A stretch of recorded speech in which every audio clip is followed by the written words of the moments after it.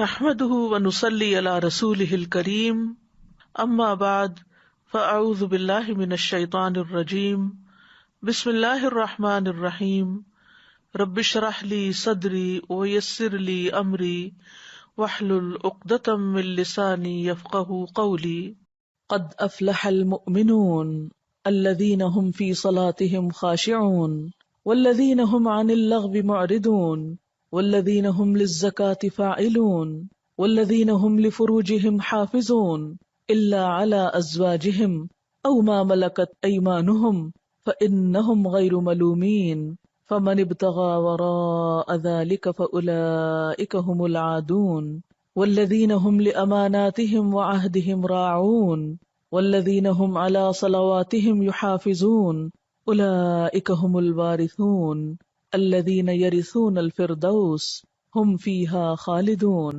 یقیناً فلاح پائی ہے ایمان لانے والوں نے جو اپنی نماز میں خشوع کا طریقہ اختیار کرتے ہیں، لغویات سے دور رہتے ہیں، زکوٰۃ کے طریقے پہ عامل ہوتے ہیں، اپنی شرمگاہوں کی حفاظت کرتے ہیں سوائے اپنی بیویوں کے اور ان عورتوں کے جو ان کی ملک یمین میں ہوں کہ ان پر محفوظ نہ رکھنے میں وہ قابل ملامت نہیں ہے، البتہ جو اس کے علاوہ کچھ اور چاہیں وہی زیادتی کرنے والے ہیں، اپنی امانتوں اور اپنے عہد و پیمان کا پاس رکھتے ہیں اور اپنی نمازوں کی محافظت کرتے ہیں، یہی لوگ وہ وارث ہیں جو میراث میں فردوس پائیں گے اور اس میں ہمیشہ رہیں گے۔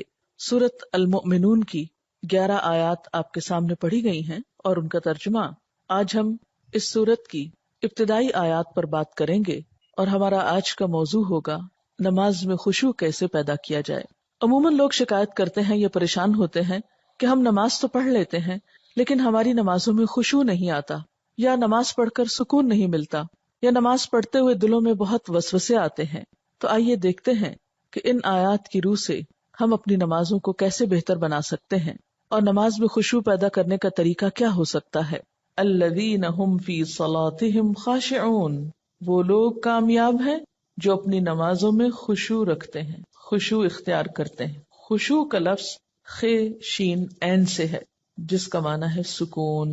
ایسی نماز جس میں سکون ہو، دل کے اندر بھی اور ظاہری حرکات میں بھی، یعنی دل میں اللہ کا خوف ہو، اللہ ہی کی محبت ہو، اللہ کی طرف دھیان ہو، اور دل کے اندر یہ احساسات اتنے گہرے ہوں کہ انسان کے ظاہری رویے میں بھی نظر آ رہے ہوں، اس کے اعضاء پر بھی ان کا اثر ہو۔ پھر خشوع کا معنی کسی کے آگے جھک جانا، دب جانا، عاجزی اور انکساری کا اظہار کرنا بھی کیا گیا ہے۔ تو گویا خشوع کا لفظ آتے ہی دل میں پہلا خیال کیا آنا چاہیے؟ سکون، ٹھہراؤ، ریلیکس، عاجزی، جھکاؤ۔ اسی لیے ہم دیکھتے ہیں کہ حضرت مجاہد کہتے ہیں کہ نظر اور آواز کو پست رکھنے کا نام خشوع ہے۔ حضرت علی رضی اللہ تعالیٰ عنہ فرماتے ہیں کہ دائیں بائیں التفات یعنی گوشہ چشم سے دیکھنے سے بچنا خشوع ہے، یعنی نماز میں کھڑے ہو کر دائیں بائیں نہیں دیکھنا، ادھر ادھر نہیں دیکھنا اور آنکھوں کے کناروں سے بھی نہیں دیکھنا۔ جو اس سے بچ جائے گویا وہ خشوع کی حالت میں ہے۔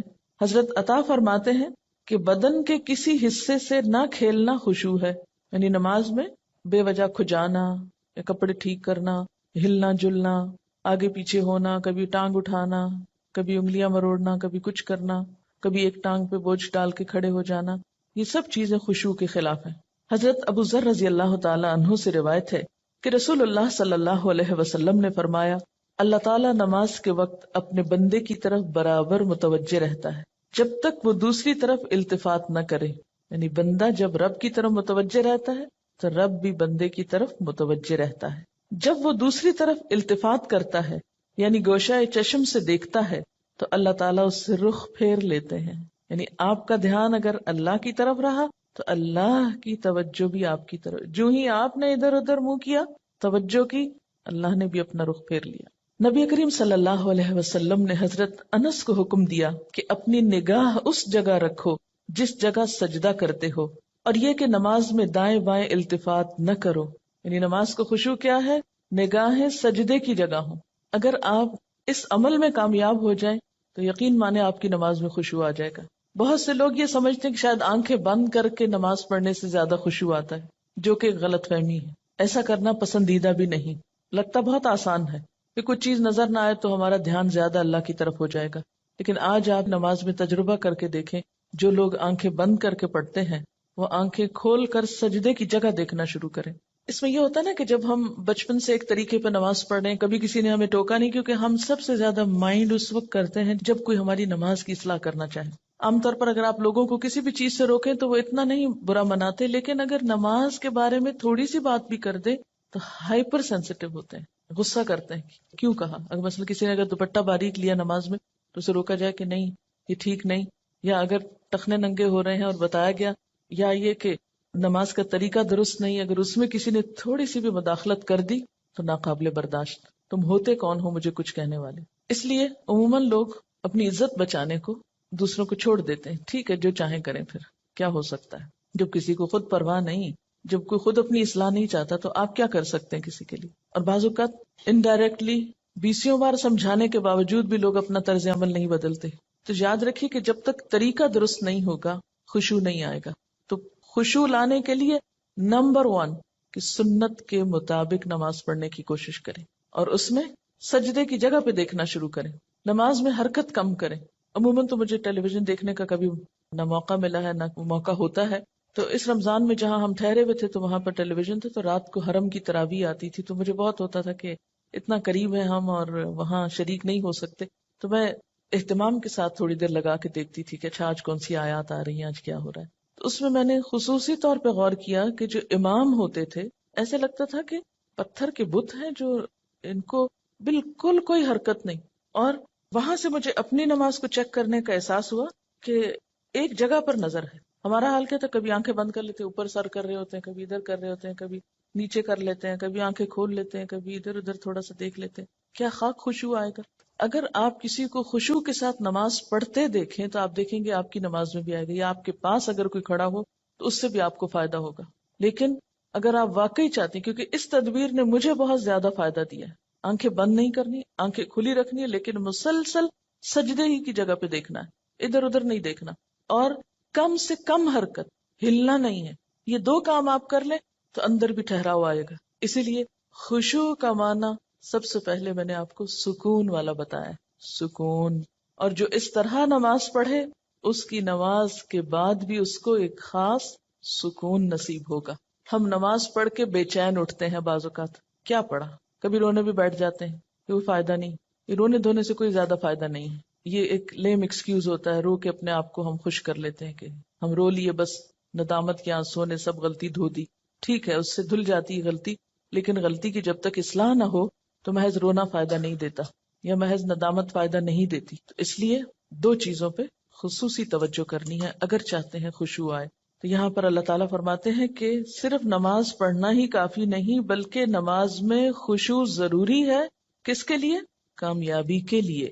اسی لیے آپ دیکھیے کہ ایسی جگہ پر نماز پڑھنے کو کہا گیا ہے جہاں زیادہ آس پاس موومنٹ نہ ہو.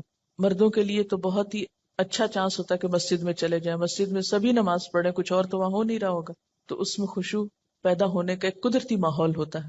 لیکن عورتوں کے لیے کیا پسندیدہ ہے؟ جیسے حدیث میں آتا ہے کہ گھر کے اندر والے حصے میں، یعنی جتنا عام ایکٹیویٹی والے حصے کو چھوڑ کر آپ الگ تھلگ ہو کر نماز پڑھیں اتنا ہی اچھا ہے، کیونکہ اس سے کوئی بیرونی جو انٹرفیرنس ہے یا ڈسٹریکشن کے اسباب ہیں وہ نہیں رہیں گے، تو آپ کے لیے آسانی ہو جائے گی. تو جب ہم سکون کے فارمولے پہ عمل کریں گے تو لازمی طور پر پھر ہم نماز میں کچھ اور چیزوں کا بھی خیال رکھیں گے جو عموماً دیکھا گیا ہے کہ لوگ ان کا خیال نہیں رکھتے. تو کن چیزوں سے پھر بچنا ہے؟ مثلاً نمبر 1 ہلنا نہیں، نمبر 2 مختلف سمتوں میں جھکنا نہیں. کیسے؟ یعنی کہ کبھی دائیں ٹانگ پہ کھڑے ہو جائیں، کبھی بائیں ٹانگ پہ کھڑے ہو جائیں، یہ نہیں کرنا. ٹھیک ہے اگر شروع میں آپ کو بہت لمبی نماز کی عادت نہیں تو مختصر پڑھنا شروع کریں، لیکن ہلے بغیر. کپڑوں کو بار بار سمیٹے نہیں، نہ ان کو جھاڑیں. ایسا دوپٹہ یا ایسا لباس نہیں پہنے کہ جو بار بار گرے اور بار بار آپ اس کو سمیٹنے میں مصروف ہوں. پھر اسی طرح جائے نماز کو درست طریقے پہ بچھائیں، یہ نہیں کہ نماز کے بیچ میں ہی آپ اسے ٹھیک کرنا شروع کر دیں. ایسی جائے نماز پہ کھڑے مت ہو کہ جو ہر دفعہ میں اکٹھی ہو جائے اور ہر دفعہ میں آپ اس کو سیدھا کر رہے ہیں. پہلے جو کھجور کے درختوں کے پتے ہوتے تھے ان کے جو جائے نماز ملتے تھے، اگر آج آپ کو میسر ہو اور اس پر نماز پڑھنے کی کوشش کریں تو آپ دیکھیں گے خشوع میں اضافہ ہوگا. ان کو ایک نیچرل میٹ ہوتا ہے نا، اس کی اپنی ایک خوشبو بھی ہوتی ہے اور وہ اکٹھا نہیں ہوتا. اور اس پر آپ کے ہاتھ پاؤں سب جم جاتے ہیں. یہ جتنی مخملی جائے نمازیں آ گئی ہیں اتنی ہی نماز میں خشوع ختم ہو.